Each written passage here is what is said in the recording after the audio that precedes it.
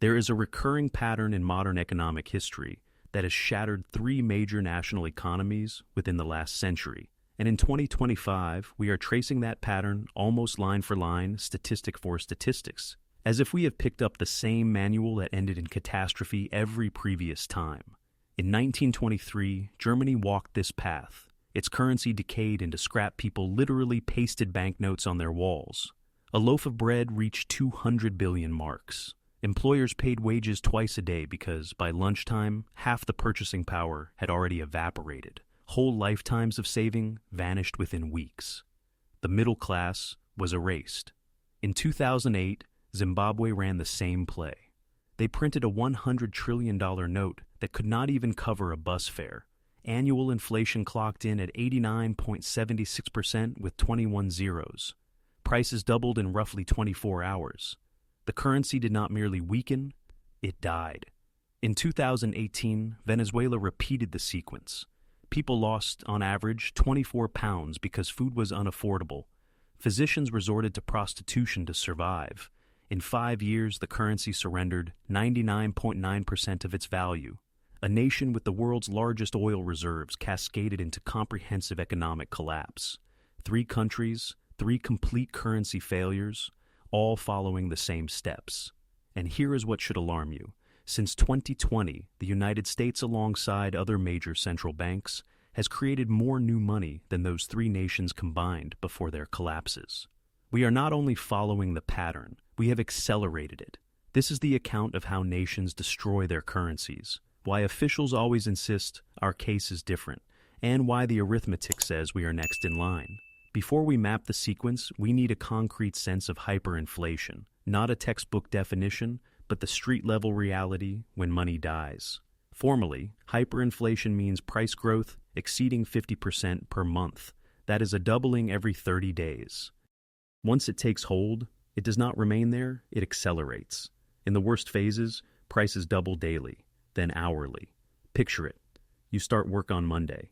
Your salary lands at noon. By 5 p.m., a third of its buying power has vanished. The supermarket changes shelf tags twice between lunch and dinner. The gas station updates the marquee every hour. You race to convert cash into anything tangible before the notes in your pocket turn into dead paper. Everyone else is racing too. Shelves clear within hours. Cash begins to feel like hot coals. If you hold it until tomorrow, it will purchase half as much. Savings built over decades are erased in weeks. Pensions become meaningless. Insurance payouts arrive in currency that cannot buy a meal. Bonds turn to waste paper. People who played by the rules, who saved in the national currency and trusted the system, lose everything. This is not theoretical. It is what happened in Germany, Zimbabwe, and Venezuela. And it happened because their governments tried to print their way through problems that money printing cannot fix, while convincing themselves, right up until the end, that their cases were different. Now the sequence played 3 times by the same logic. Begin with the first widely recognized modern hyperinflation, Weimar Germany, 1923. This is the template. Everything since has echoed it. After World War I, Germany confronted reparations fixed at 132 billion gold marks, around 50,000 metric tons of gold, roughly 1.4 trillion in today's money. Germany did not have it. War damage had smashed productive capacity. Output fell, unemployment surged, tax receipts collapsed. The government faced a stark choice: default and risk foreign occupation, or print and attempt to meet obligations. They chose the presses. That decision is where every hyperinflation begins. A government that cannot or will not live within its means. At first, the expansion seemed manageable. Starting in 1919, the Reichsbank increased the money stock. Prices rose, but not apocalyptically. Officials said it was temporary, essential for rebuilding. Trust the process. By 1921, the exchange rate sat near 60 marks per dollar. Ugly, but not fatal. Then came 1922. France occupied the Ruhr Germany's industrial heart-demanding reparations that Germany could not pay. Workers went on strike. Production halted. Yet the government continued paying striking workers with freshly printed notes, more and more. That was the acceleration phase, the point of no return. By the end of 1922, the dollar fetched 7,400 marks. People still wanted to believe authorities were in control. They were not. Printing had crossed the line from policy to self-destruction. In 1923, the breakdown became visible. January, 17,000 marks per dollar. July, 350,000. August, 4.6 million. October, 25 billion. November, 4.2 trillion, translated into daily life. In January 1923, a loaf of bread cost 250 marks. In November, the same loaf cost 200 billion. A single egg cost 80 billion. A kilo of butter, if you could find it, ran 6 trillion. Employers paid wages twice a day. Workers sprinted to spend at lunch before the afternoon obliterated the value. Restaurants reprinted menus while diners were seated. People moved cash with wheelbarrows, not because they were wealthy, but because counting no longer mattered. Households burned banknotes for heat. It was cheaper than firewood. The middle class was annihilated. Savers in marks lost everything. Anyone on fixed payments, pensions, salaries, coupons was ruined overnight. Social cohesion cracked. Crime spiked. Extremist movements flourished. Out of that chaos rose the Nazis. Hyperinflation did more than wreck a currency. It dissolved trust in institutions and markets, and it darkened expectations of the future. Germany vowed never again. 85 years later, another nation reenacted the script. Zimbabwe in the 2000s inherited functioning infrastructure, a literate population, and substantial agricultural exports, the breadbasket of Africa. Then Robert Mugabe's government made choices that hollowed the economy in less than a decade. In 2000, white-owned farms were seized and redistributed. Agricultural output collapsed. Export earnings dried up. The economy contracted. Tax revenue fell. The government faced the same decision Germany had faced: cut to fit revenue or print to cover the shortfall. They printed. In 2003, inflation reached 600%, horrific, but not yet terminal. Leaders called it temporary. Sanctions and outsiders were blamed, never the presses. By 2006, inflation hit 200%. The Reserve Bank of Zimbabwe kept issuing money to fund salaries, the military, and programs the state could not afford. Then came the acceleration. In 2007, inflation crossed 100,000%. Stores emptied. Factories shut. People fled. The response was more printing and price controls. That always makes matters worse. Producers cannot sell at a mandated loss, so supply disappears. Black market prices explode. In 2008, Zimbabwe entered the record books. January, 100,000% inflation. April, 150,000%. June, 11 million%. By July, official statistics stopped because the government could not measure the rate. Independent economists estimated 89.76% with 21 zeros on an annualized basis. Put it into time. At that speed, prices doubled roughly every 24 hours. A soda, costing 1 Zimbabwe dollar on Monday morning, cost 2 on Tuesday, 4 Wednesday, 8 Thursday. By the next Monday, the same drink cost $128 one week, a 128-fold jump. The central bank printed a $100 trillion note, not a typo. It would not buy 3 eggs. People abandoned the currency entirely. They bartered and used US dollars or South African rand, anything except Zimbabwe dollars. GDP fell by half. Unemployment hit 94%. The average person lost 24 pounds from lack of food. Life expectancy collapsed from around 60 years to the mid-30s in a single decade. Cholera outbreaks spread, infrastructure failed, society fractured. In 2009, Zimbabwe scrapped its currency. It had printed it to death. The Zimbabwe dollar, once more valuable than the US dollar, ceased to exist. Anyone who held savings in local currency lost everything. Decades of work were erased. Outside observers said it could never happen to them, that Zimbabwe was unique. It was not unique. It was the same pattern, the same choices, the same math. A decade later, another country proved it again. Venezuela holds the largest proven oil reserves on Earth, more than Saudi Arabia. And in 2001, it was the wealthiest country in South America by GDP per capita, with universal health care, free education, and a functioning democracy. Then Hugo Chavez and later Nicolas Maduro made the choices typical of hyperinflationary regimes: large expansions of social programs without matching revenue, nationalizations, price controls, and when tax receipts could not fund the commitments, the central bank filled the gap with money creation. Between 2012 and 2017, the money supply grew 14,000%, not 14%, 14,000. Printers ran to cover spending and deficits. By 2016, inflation hit 800%. Shelves emptied. Officials blamed hoarders, speculators, and economic war, never the issuance itself. Price controls forced sales below cost. Predictably, production stalled and supply evaporated. In 2017, inflation rose to 2,600%. People scavenged meals from trash bins. Zoos reported missing animals, later found butchered for meat. Hospitals ran out of basic supplies. The electric grid failed routinely. The believer was dying, yet printing continued. In 2018, the collapse accelerated. Inflation reached 1.3 million%, then 2.6 million with estimates near 10 million% before year end. At that pace, a carton of eggs priced at 200 believers in January cost 200 million in December. The government issued a 1,000 believer note.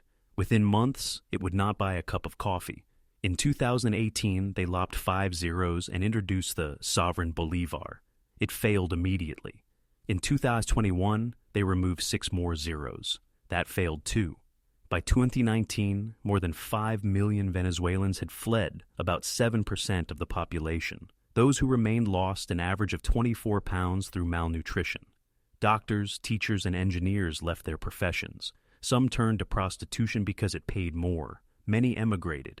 GDP collapsed by 75%, deeper than the Great Depression, and worse than Germany's post-World War II decline. Oil output. The economy's lifeblood fell 70% as infrastructure decayed. Today, Venezuela is essentially dollarized. Most transactions occur in US dollars, not believers. The currency they overprinted into oblivion is worthless.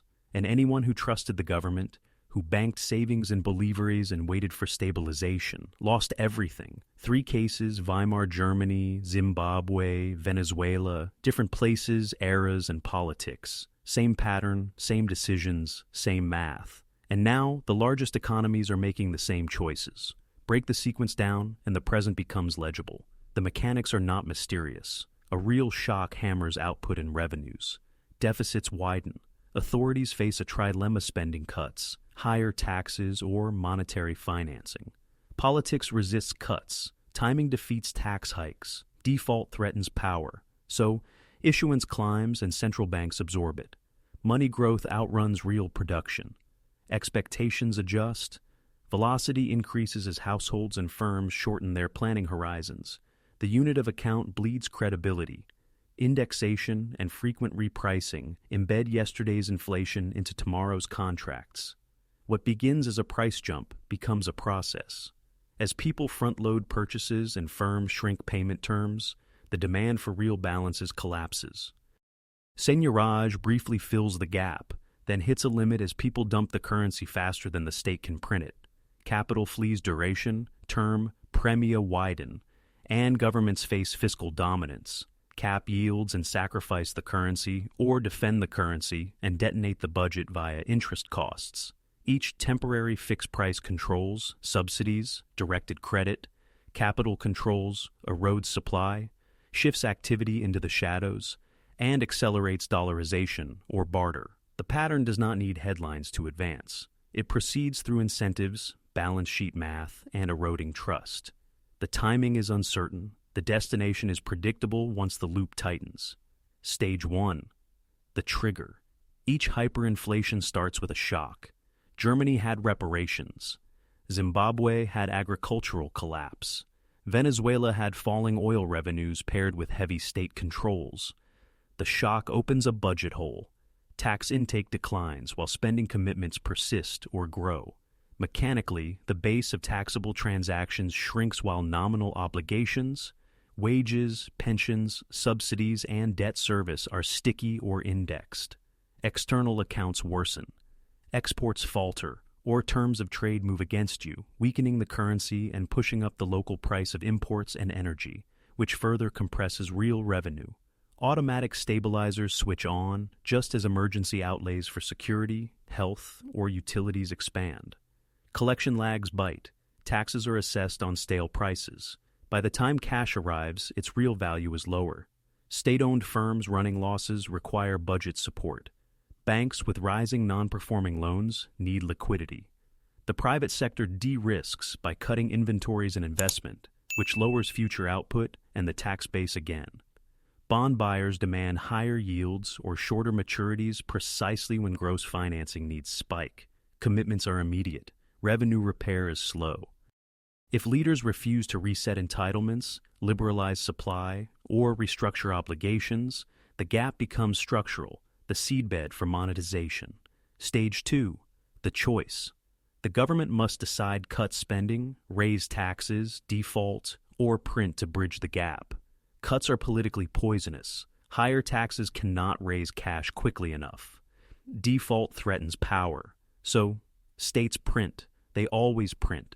In practice, printing means the central bank intermediates deficits, direct advances, primary market purchases, or forced placement in captive balance sheets, banks, pensions, insurers. Quantitative easing, yield curve control, and regulatory risk weights manufacture demand for sovereign paper at administered yields, converting duration risk into monetary base growth. Tax hikes face elastic bases and evasion. Rate increases shrink the formal economy. One-off levies accelerate capital flight. Spending cuts collide with rigid payrolls and subsidies that bind coalitions. Restructuring external debt invites sanctions or loss of market access.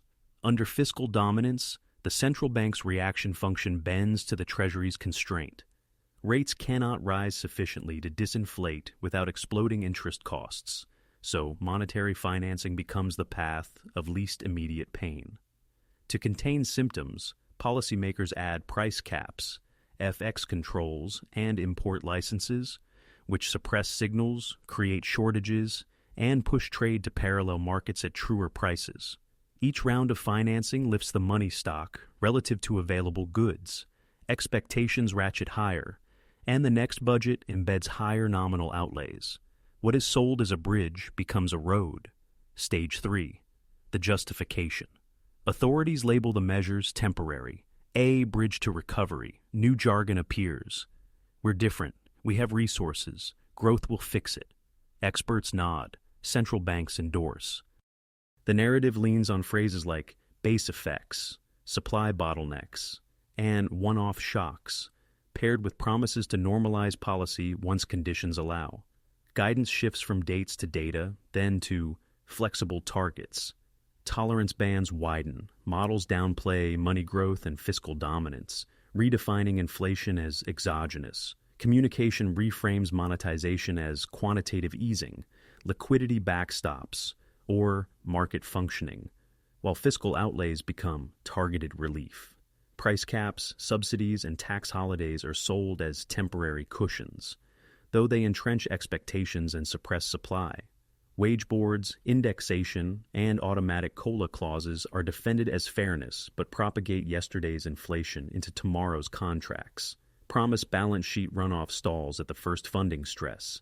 Temporary facilities become standing windows. External weakness is blamed on geopolitics. Internal price pressure on greedflation. Claiming credibility substitutes for credibility itself, yet survey medians drift, break-evens rise, and private balance sheets shorten duration. Each press conference buys time, not arithmetic. By validating higher nominal spending paths and socializing losses, authorities hardwire monetization into the policy mix and propel the system into acceleration. Stage 4. The acceleration. This is where the process moves beyond anyone's control. In 2020-2021, printed money levitated markets worldwide. Stocks soared. Real estate exploded. Crypto went vertical. Asset holders felt richer, the so-called wealth effect. But by late 2021, inflation surfaced. By 2022, it was undeniable. The U.S. posted 9.1% official CPI in June 2022. Major European economies printed double digits. The UK recorded highs unseen since the 1980s. Prices climbed across categories: food, energy, housing, everything. Officials blamed external forces: war, supply chains, corporate greed, rarely the trillions conjured from nothing. Rates rose, yet the base money stock and fiscal stance remained enlarged. The Fed's balance sheet, though off its peak, still sits far above pre-2020 levels. Government outlays did not reverse.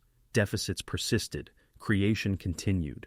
At this stage, the signals repeat: money supply that vastly outpaces real output, fiscal gaps above growth, households moving from saving to spending as the unit of account loses credibility, firms raising prices more often and shortening invoice terms, flight into harder claims: gold, dollars, crypto, real assets. Each symptom is individually rational. Together, they harden the slide. Now scan the dashboard of warnings that flash before every hyperinflationary collapse. Explosive money supply growth? Check. US M2 rose roughly 40% between 2020 and 2022, unmatched in peacetime. Fiscal deficits unmoored? Check.